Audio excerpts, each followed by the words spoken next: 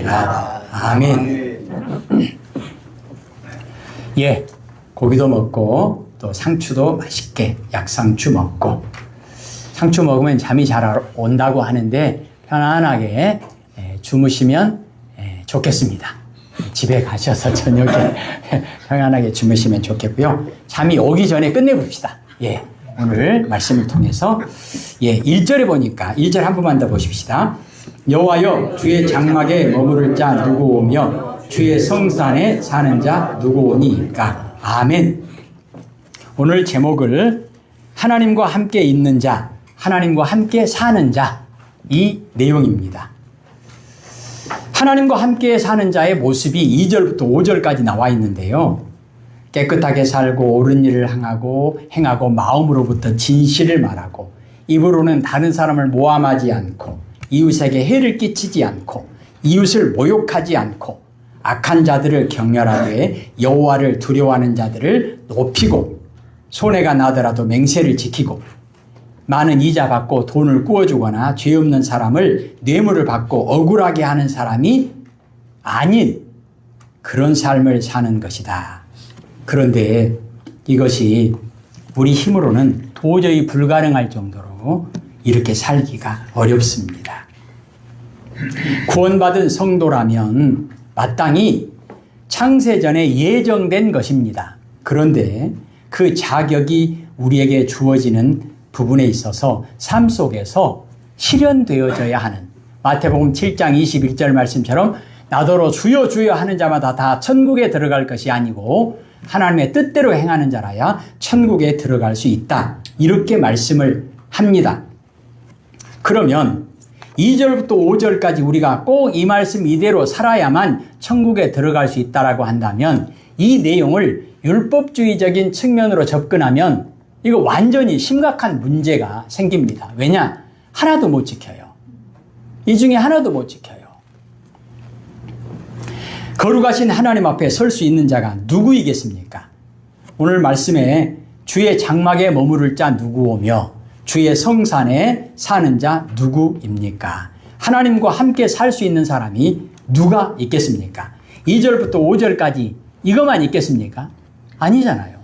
거룩하신 하나님께 합당한 의롭고 깨끗하고 사랑이 충만하게 우리가 내 힘으로 살 수 있다면, 그래서 그것으로 하나님과 함께 살 수 있다면 우리는 모두 다 포기입니다. 불가능입니다.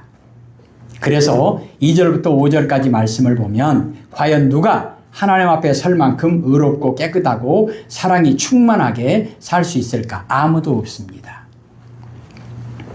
오히려 로마서 3장 10절 말씀처럼 의인은 한 사람도 없다. 로마서 3장 23절 말씀처럼 모든 사람이 죄를 범하였음에 하나님의 영광에 이르지 못하더니, 노아의 방주 시대에는 노아 한 가정이라도, 한 가족이라도 예외일 수 있었지만 성경은 신약 시대에 와서 아무도 없다라고, 아무도 예외가 없다라고 말씀합니다.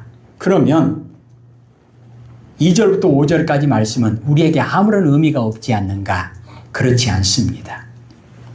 이 말씀을 복음적인 측면에서 접근하면 성경은 우리에게 이렇게 말씀하죠. 로마서 5장 8절, 예수 그 이름, 우리가 하나님과 죄 때문에 원수가 되었을 때에, 우리가 죄인 되었을 때에 예수 그 이름으로, 우리를 죄에서 구원하신 예수 그 이름, 십자가에서 모든 죄를 담당하시고 죄값을 치르신 대속 제물 되신 예수 그 이름, 죄 때문에 하나님과 원수가 되었던 우리가 예수님의 십자가를 통해서 다시 화목 제물 되신 예수 그 이름, 예수님의 십자가를 통해서 다시 화목하게 되었다. 성경은 우리에게 말씀합니다. 성경은 하나님의 뜻을, 하나님의 계획과 하나님의 작정을 선포하는 거잖아요. 고린도전서 3장 16절에 너희가 하나님의 성전인 것과 하나님의 성령이 너희 안에 계시는 것을 알지 못하느냐. 요한복음 14장 16절에 내가 아버지께 구하겠으니, 누가요? 예수님이 하나님께 기도하신다는 거예요. 아버지가 또 다른 보혜사를 너희에게 주사 영원토록 너희와 함께 있게 하리니. 즉 2절부터 5절까지 말씀, 그리고 수없이 많은 거룩한 하나님의 백성답게 사는 그 시온 백성의 자격과 조건은 우리가 노력해서 그것을 갖추는 것이 아니라 성령께서 우리에게 오셔서 성령의 은사와 성령의 열매를 통해서 하나님께서 친히 이루어 가시겠다는 것입니다. 하나님이 약속하셨으니 하나님께서 그 약속을 지키시겠다는 것입니다. 아멘. 사도행전 2장 33절에 보면 놀라운 약속의 말씀이 성취되는 것을 보여줍니다. 하나님이 오른손으로 예수를 높이심에 그가 약속하신 성령을 아버지께 받아서 너희가 보고 듣는 이것을 부어주셨느니라. 회개하고 예수님의 이름으로 세례를 받아 예수님과 연합한 자에게는 하나님의 말씀처럼 죄사함과 성령을 선물로 받게 된다는 것입니다. 그래서 하나님을 아빠, 아버지라고 부르게 되고 2절부터 5절까지 나와 있는 이러한 하나님의 자녀의 거룩한 성품을 하나씩 하나씩 하나님께서 회복시켜 주신다는 것입니다. 하나님이 우리를 구원하실 때 하나님의 작정과 뜻이 있습니다. 하나님의 계획이 있다는 거예요. 그 계획이 무엇입니까? 구원의 목표인데 그 구원의 목표 가운데 아주 중요한 것이 우리가 예수님의 형상을 닮아가는 것입니다. 죄로 말미암아 잃어버렸던 하나님의 형상을 다시 되찾는 것입니다. 그것을 고린도후서 5장 17절에 누구든지 그리스도 안에 있으면 새로운 피조물이라 이전 것은 지나갔으니 보라 새 것이 되었도다 말씀합니다. 거룩한 하나님의 백성으로 하나님께서 변화시켜 주시겠다는 것입니다. 선택하시고 부르시고 의롭게 하시겠다는 것입니다. 그러니까 우리가 할 수 있는 것이 아니고 하나님께서 하신다는 것입니다. 그러면 이것이 과연 가능할까? 나에게는 가능할까? 나에게는 가능할까? 나에게는 과연 가능할까? 도저히 불가능할 것 같은데 이 질문에 대해서 이 문제에 대해서 오늘 세 가지를 여러분과 함께 나누려고 합니다. 결론은 뭐냐? 가능하다는 것입니다. 왜요? 내가 하는 게 아니니까. 우리가 하는 것이 아니니까. 그렇다면 어떻게 이것이 가능할까? 어떻게 나에게 이것이 가능할까? 첫째는요. 이것이 하나님 아버지의 뜻이고 하나님 아버지의 작정, 하나님 아버지의 계획이기 때문에 가능하다는 것입니다. 빌립보서 1장 6절에 보면 이렇게 말씀합니다. 너희 안에서 착한 일을 시작하신 이가 그리스도 예수의 날까지 이루실 줄을 우리가 확신하노라. 착한 일을 누구에게 시작하십니까? 오늘 오전에도 말씀 나눈 것처럼 특별한 사람들이요? 선택받은 사람들이요? 세상에서 잘 나가는 사람들이요? 아니에요. 하나님께서는 우리 안에 착한 일을 시작하시는데 누구를 선택하시고 누구에게 그 착한 일을 이루실지 사람의 기준과 사람의 계획과는 정반대라고 할 만큼 하나님은 우리의 생각을 완전히 초월하십니다. 그래서 바울이 고백한 것처럼 나는 만삭되지 못하여 난 자 같습니다. 나는 지극히 작은 사도 성도들보다도 더 작은 자입니다. 아니 나는 차라리 죄인의 괴수와 같은 자입니다. 하나님을 대적하고 예수님을 대적했던 그런 적그리스도요 교회의 원수입니다.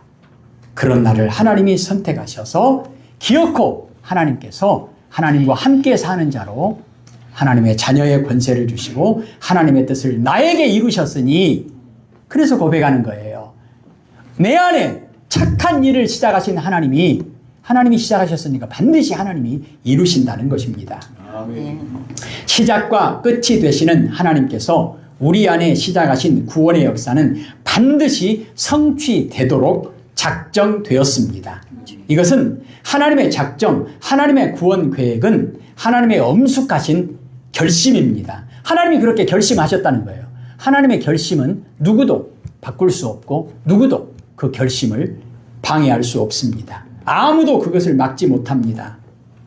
불순종하는 내 자신도 하나님의 작정을 거스르지 못합니다. 하나님은 불순종하는 내 자신을 강권적으로 꺾으셔서라도 기어코 성취하시고 마는 것입니다. 욥이 고백한 것처럼 나의 가는 길을 내가 하는 게 아니고 하나님께서 아시오니. 왜요? 하나님께서 정해놓으셨으니까요. 나를 연단하신 후에는 순금같이 되어 나오리라. 하나님이 나를 순금처럼 만드시려고 작정하셨기 때문에 내가 원하든 원하지 않든, 내가 자격이 있든 없든 전혀 상관없이 하나님의 계획은 이루어진다는 것입니다. 거룩함에 이르도록, 주님의 형상을 닮아가도록 필요하다면 나를 깨뜨리시고 나를 가루로 만드셔서라도 기필코 하나님께서 그렇게 만들어 가신다는 것입니다. 이것을 깨달은 사도 바울은 이렇게 고백하죠. 나 된 것은 오직 하나님의 은혜로다. 나에게 이런 일이 가능할까? 가능합니다. 왜요? 하나님이 그렇게 작정하셨고 하나님께서 그 일을 반드시 이루시겠다고 약속하셨기 때문입니다. 아멘. 두 번째로, 나 같은 사람이 어떻게 2절부터 딱 걸리네요. 2절에 보세요. 정직하게 행하며 딱 걸려버려요. 공의를 실천하며 딱 걸려버려요. 마음의 진실을 말하며 딱 걸려버려요. 나의 혀로 남을 허물하지 아니하고. 선거철뿐만 아니라 우리는 제일 재밌는 게 뭐죠? 다른 사람 험담하는 거잖아요. 시간 가는 줄도 몰라. 겁나 재밌어요.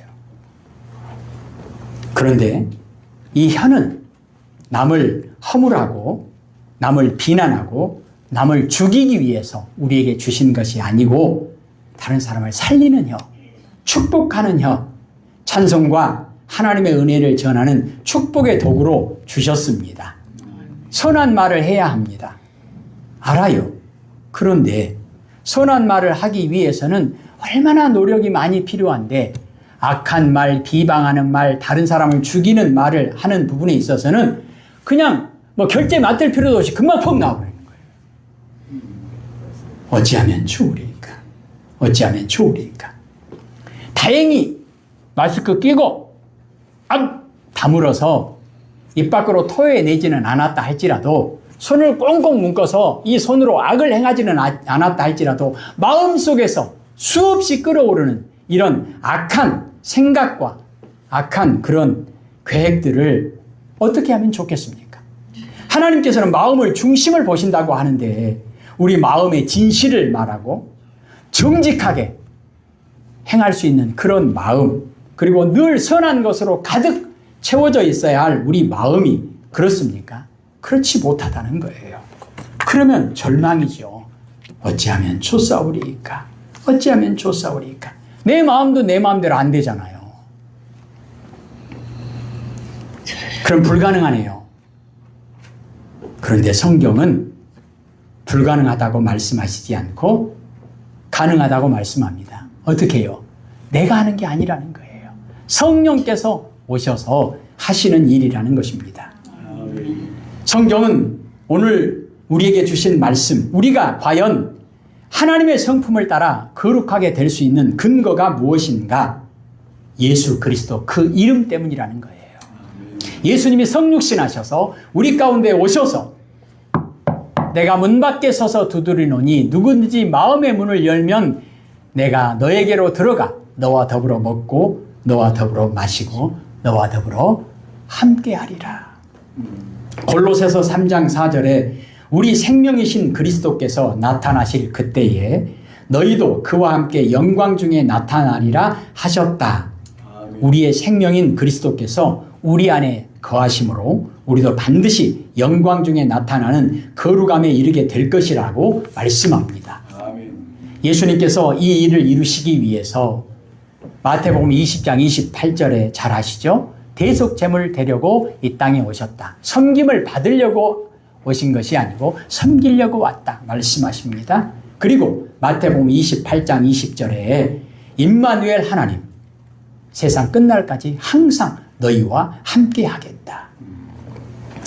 예수님께서 말씀하신 약속이 성취되어져서 지금 이 교회가, 이 예배가 이 자리에 있습니다. 그리고 이 말씀을 우리가 함께 나누고 있습니다. 그러니까 예수님께서 약속하신 그 약속이 지금 이 시간에 우리에게 이루어지고 있다고 하는 확실한 증거 중에 하나입니다. 나에게도 이루어지고 있다는 거잖아요. 우리가 지금 이 말씀을 읽고 있잖아요. 함께 읽는 자와 듣는 자와 그리고 하나님 우리도 하나님의 백성답게 살게 해주십시오. 나에게도 예수님의 이름이, 나에게도 임마누엘 그 하나님의 이름이 나에게도 함께 하시옵소서. 우리가 오늘도 찬양으로 고백했습니다. 예수님께서 나와 함께 하심으로 나를 인도하셔서 우리는 반드시 영광 중에 나타나는 거룩함에 이르게 될 것이다. 이것이 하나님의 계획이고 하나님의 약속입니다. 우리가 육신에 속했을 때는 생각하는 것, 내가 소원하는 것, 내가 말하는 것, 내가 행하는 것이 하나님과 원수되었으나 사사기 말씀처럼 자기 소견에 오른 대로 이사야 53장 6절 말씀처럼 우리는 양 같아서 그릇 행하여 각기 제 길로 갔거늘 이제는 거듭난 우리의 새 생명이 예수님이 내 안에 오셔서 하나님의 뜻을 친히 이루어 가신다는 것입니다. 내 자신에게는 비록 만 가지로 부족하지만 내가 아직 죄인 되었을 때에, 죄인의 괴수였을 때에 사울이 죄의 꼭대기에, 최정점에 이르렀을 때 예수님께서 찾아오셔서 사울아, 사울아, 왜 네가 나를 핍박하느냐? 그리고 그 자리에서 무릎 꿇게 하십니다. 바울을 만드십니다. 그 하나님께서, 그 예수님께서 오늘 우리에게도 동일한 은혜로 역사하고 계십니다. 아멘. 우리는 마음 깊은 중심에 내 마음에 예수님이 계셔서 이런 기도를, 이런 소원을 아뢰고 있습니다. 하나님, 아버지 뜻대로 살고 싶습니다. 아버지 뜻대로 살고 싶습니다. 예수님이 그렇게 기도하셨잖아요. 우리가 그런 기도를, 그런 생각을 하고 있다면 내 안에 예수님이 계셔서 내가 그런 기도를 할 수 있겠습니까? 내가 어떻게 그런 생각을 할 수 있겠습니까?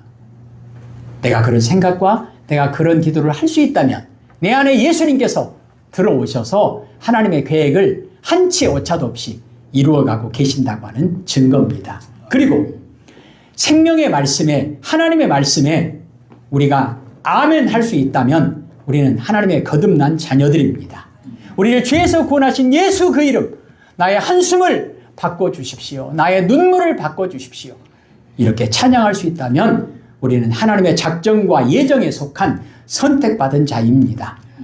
우리도 오늘 예수 그리스도 그 이름으로 기도하고 하나님께 예배드리고 있다고 하는 것은 우리 안에 하나님께서 예수, 임마누엘의 그 이름을 우리에게 주시고 그 이름의 뜻대로 우리를 구원하시고 우리를 하나님의 나라에까지 인도하고 계신다고 하는 하나님의 약속이, 하나님의 계획이 우리에게 지금 이루어져 가고 있다고 하는 것을 보여주는 가장 확실한 하나님의 은혜인 것을 믿음으로 고백합니다.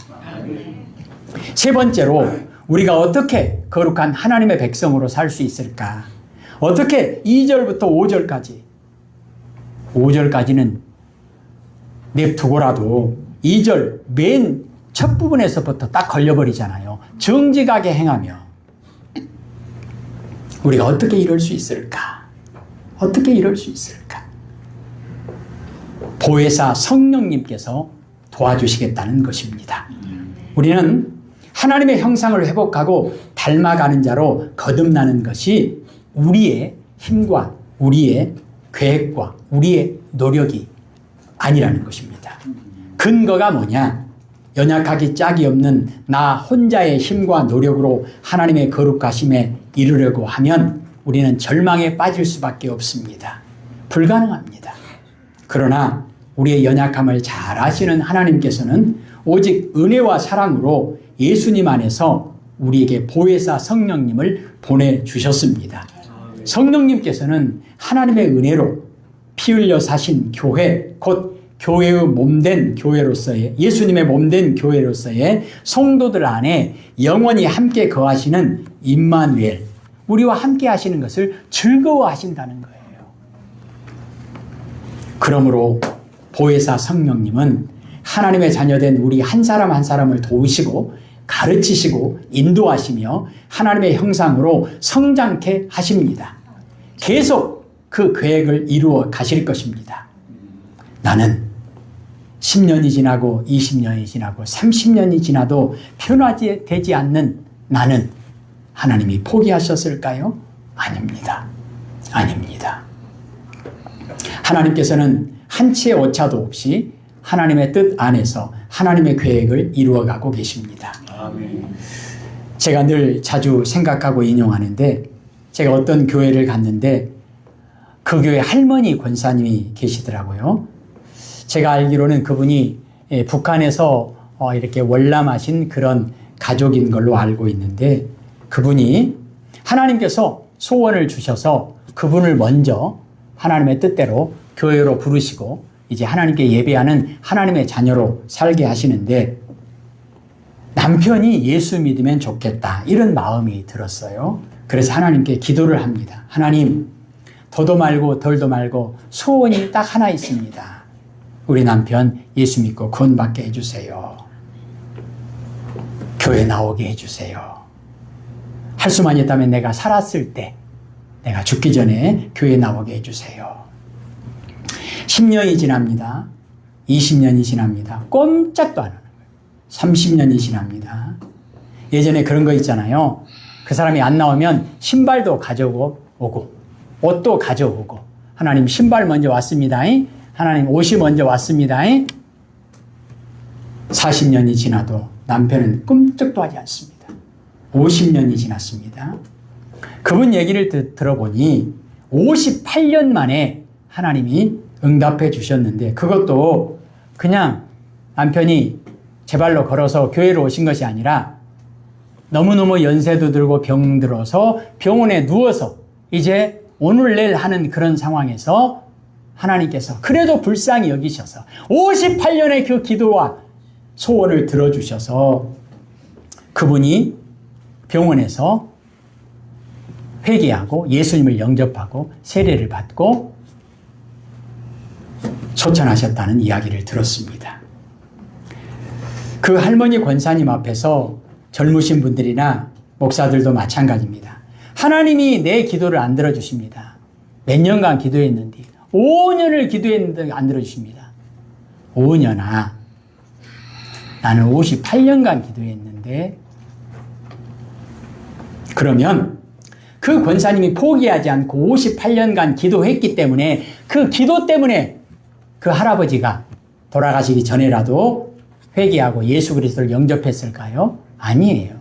뭐죠? 그것이 하나님의 계획이었다는 거예요. 하나님의 계획이 아니었으면 58년 아니라 580년 동안 기도하고 몸부림친다고 해서 이루어지는 것이 아니라는 거예요.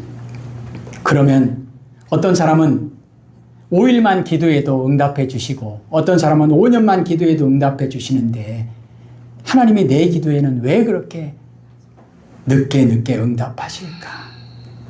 하나님의 그 크신 섭리는 우리가 알 수 없지만, 내가 기도하고 있다면, 내가 하나님께 그 소원을 가지고 하나님의 이름을, 예수님의 이름을 부르고 있다면, 하나님의 위대하신 구원 계획은 차근차근 이루어져 가고 있다는 것입니다. 사랑하는 성도 여러분, 오늘 본문에 나와 있는 내용은 아닌데 하나님의 계획에 대해서 말씀을 나누면서 저에게 지금도 뜨거운 그런 부분이 있는데 그것을 나누고 기도하겠습니다. 보성 쪽으로 알고 있습니다. 아주 시골 교회 아시는 분들은 한 번 더 기도하시고 들으셨으면 좋겠습니다. 시골 교회 옛날에는 의자도 없고 다 그냥 땅바닥에다가 덕석 깔아놓고, 덕석 아시죠? 덕석 깔아놓고 예배드리고 하는 그런 시대입니다. 다행히 그 교회는 이제 덕석을 지나서 마루를 깔았어요. 나무로 마루를 깔았습니다. 그런데 그 중에 할머니 한 분이 누구보다도 열심히 신앙생활을 하시는 분이 있었습니다. 이 할머니에게는 아들이 4명이 있었습니다. 젊었을 때 혼자 되셔가지고 아들 4명을 키우는데 어렵게 열심히 살면서 아들을 키워갑니다.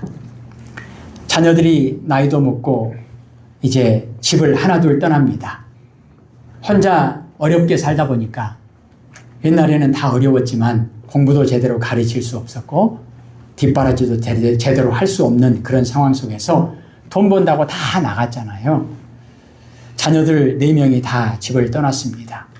그런데 어떤 자녀들은 명절에 온 자녀도 있고 오지 않는 자녀도 있고. 근데 시간이 지날수록 점점 더 띄엄띄엄 하더니 나중에는 이제 한 아들은 아예 소식이 끊기고 어디 사는지도 모르고 명절 때도 오지도 못하고 또 연락도 안 되고 지금처럼 전화도 없고 겨우 한두 명 자녀만 연락하고 명절에나 가끔 오고 이런 형편 가운데 있는 상황입니다. 그런데 이제는 어머니가 할머니가 됐어요. 이 할머니 마음 가운데 하나님, 내가 이 땅에 살면서 나에게 4명의 자녀를 맡겨주셨는데 이 4명의 자녀를 모두 다 하나님의 자녀로 잘 인도하는 것이 나에게 주신 사명이라고 한다면 하나님의 소원입니다. 내가 죽기 전에 우리 자녀들이 교회에 나와서 예배를 드릴 수 있도록 하나님 은혜를 베풀어 주세요. 할 수만 있다면 죽기 전에 명절에라도 이렇게 집에 오잖아요. 그러면 명절에라도 집에 와서 나랑 같이 우리 교회에서 한 번이라도 같이 자녀들이랑 예배드리고 싶습니다. 간절히 기도합니다. 응답이 안 돼요. 그런데 그 교회에 딱 들어오면 눈에 확 띄는 것이 하나 있는데 그게 뭐냐면 마룻바닥이라고 했잖아요. 근데 마룻바닥 중에 이렇게 강대상 바로 밑에 이 앞부분에 이 마룻바닥이 유난히 그 부분이 번들번들하고 약간 거기가 좀 패였어요. 약간 움푹 들어간 거예요. 그리고 거기가 그 앞에가 시커매요. 사람마다 이상하죠. 근데 다른 사람은 몰라요. 그런데 그 할머니를 잘 아시는 분이나 교회 목사님은 잘 알아요. 왜 그러냐? 그 할머니가 새벽이고 낮이고 아침이고 밤이고 일하다가 틈만 나면 시간만 되면 거기 와서 무릎 꿇고 기도하는 거예요. 왜 조금 패였냐? 하도 무릎 꿇고 거기서 기도하시다 보니까 나무가 마룻바닥이 조금 움푹 들어간 거예요. 닳아져가지고. 그리고 그 앞에는 시커매요. 왜 시커매냐? 눈물을 흘리고 마르고 눈물 흘리고 마르고 하니까 나무는 눈물이 있을 때 습기 찰 때 먼지가 날아들잖아요. 먼지가 묻고 마르고 먼지가 묻고 마르고 그러니까 거기가 시커매요. 그러니까 조금 파이고 시커매요. 그런데 하나님도 야속하시지. 평생을 그렇게 누구보다도 열심히 기도하시고 하나님께 충성을 다했는데 이 할머니가 살아계실 때 4명의 아들들 중 단 한 명도 교회를 나오지 않았어요. 같이 어머니랑 예배를 드리지 못했습니다. 할머니는 그렇게 소원을 가지고 기도하다가 할머니는 드디어 소천하셨습니다. 장례식을 치르는데 이제 백방으로 연락을 해요. 하루, 이틀, 사흘 4명의 아들들이 안 오는 거예요. 1명, 2명, 3명까지는 겨우 3일 만에 왔어요. 근데 아들 1명이 안 오는 거예요. 그래서 3일장을 치르려다가 하루만 더 기다려보자. 하루만 더 기다려보자. 그리고 무덤에다가 이렇게 다 준비해 놓고 4일장으로 넘어갑니다. 4일이 됐는데도 안 와요. 이제 오후가 됐습니다. 이제 해가 곧 넘어갈 것 같아요. 그래서 더 이상 기다릴 수 없다. 그리고 관을 땅에다 묻고 흙을 한 삽, 두 삽 집어넣기 시작합니다. 3명의 아들들이 흙을 집어넣으면서 우는 거죠. 아들 1명이 안 왔어요. 그것을 지켜보고 있는 그 마을 사람들도 너무너무 안타까운 거예요. 삽으로 흙을 집어넣습니다. 집어넣습니다. 그런데 그때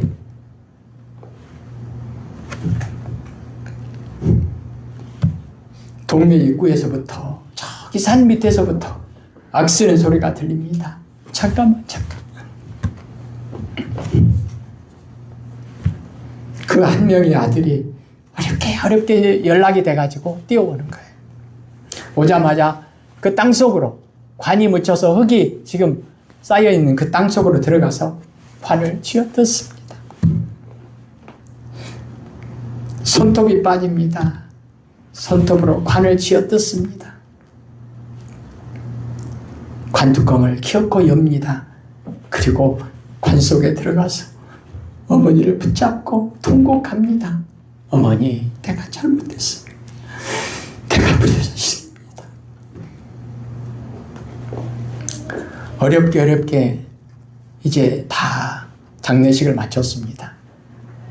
자녀들이 할 수 없으니까 옛날에는 다 그랬지만 교회에서 성도님들이 모든 장례 절차를 잘 마무리 지었습니다. 장례식이 다 마치고 4명의 아들들이 이제 고맙잖아요. 그래서 교회 목사님을 찾아갔습니다. 장례식 잘 치러주셔서 고맙습니다. 목사님한테 인사를 하러 갔는데 목사님이 마지막으로 한 가지 꼭 보여드릴 게 있고 할 말이 있습니다. 그리고 자녀들에게 이야기하니까 자녀들이 다 듣죠. 나를 따라오십시오. 그리고 교회로 들어왔습니다. 조금 전에 말씀드렸잖아요. 마룻바닥인 교회에 눈에 확 띄는 게 있어요. 강대상 바로 밑에 거기 마루에 조금 움푹 패인 곳, 그리고 조금 더 다른 곳보다 시커먼 그것을 그쪽으로 데리고 갔습니다. 그리고 이것이 무엇인지 압니까? 자식들은 모르죠. 여기에 어머니가 새벽이든 밤이든 아침이든 낮이든 여기 와서 무릎 꿇고 얼마나 하나님 우리 아들들 예수 믿고 구원받게 해주세요. 얼마나 눈물로 기도했기 때문에 눈물이 마르고 해서 쌓이고 마르고 해서 먼지가 날아들어서 이렇게 시커멓게 됐고 어머니의 무릎이 닳아지고 옷이 닳아지고 마룻바닥이 닳아질 정도인데 옷은 안 닳아졌겠어요? 무릎은 안 닳아졌겠어요? 바로 이 자리에서 어머니가 그렇게 기도했습니다. 제가 이야기를 듣기로 그때가 토요일쯤 되는 것으로 압니다. 그 다음날 주일이 됐습니다. 4명의 아들들이 어머니가 무릎 꿇고 기도했던 그 자리에 나란히 무릎 꿇고 통곡합니다. 하나님, 잘못했습니다. 아버지, 잘못했습니다. 4명의 아들들이 그 자리에서 눈물을 흘리며 예배를 드리고 하나님께 돌아왔다는 그런 이야기를 들었습니다. 하나님도 참 야속하시지. 일주일만 빨리 아들들이 그렇게 와서 예배를 드렸으면 얼마나 좋았을까. 그러면 사랑하는 성도 여러분, 어머니의 그 기도 때문이겠습니까? 그 마루가 좀 패이고 시커멓고 그것 때문이겠습니까? 아니에요. 어머니의 기도도 하나님의 계획이었고, 그리고 4명의 아들들이 그렇게 돌아와서 하나님의 자녀로 새롭게 거듭난 것도 하나님의 계획이었습니다. 오늘 성경은 우리에게 말씀합니다. 15장 1절을 읽겠습니다. 여호와여, 주의 장막에 머무를 자 누구 오며 주의 성산에 사는 자 누구 오니이까. 아멘.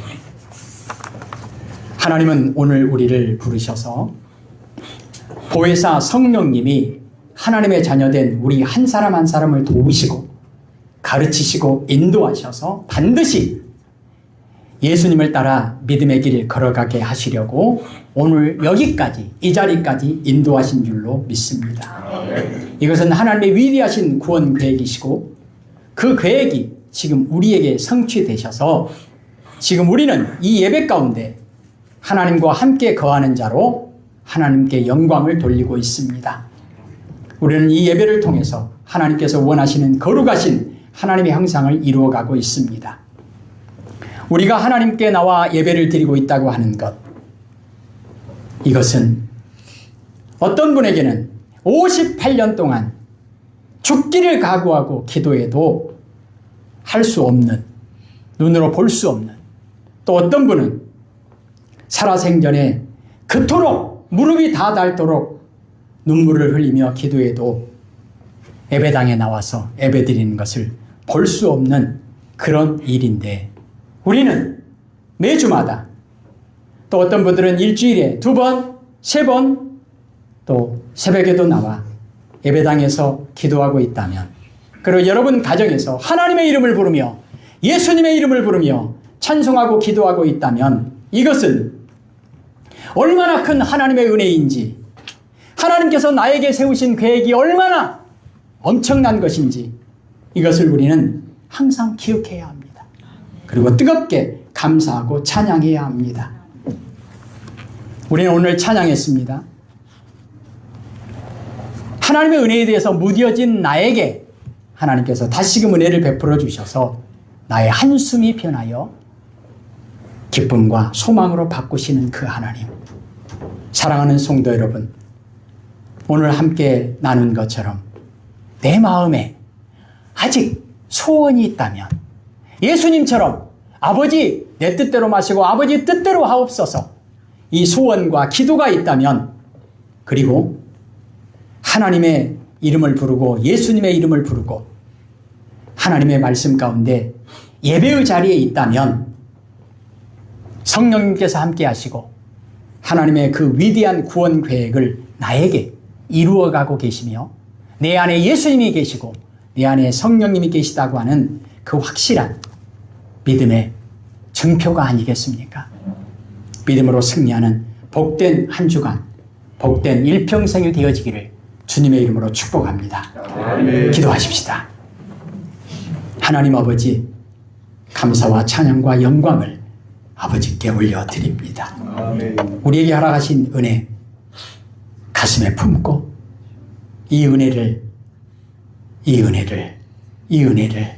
꼭 필요한 곳으로 가지고 가서 그곳에 증거할 수 있도록 우리를 또 살려주시고 일주일을 살게 하신 하나님께 영광을 돌립니다. 감당하게 하옵소서. 예수님 이름으로 기도합니다.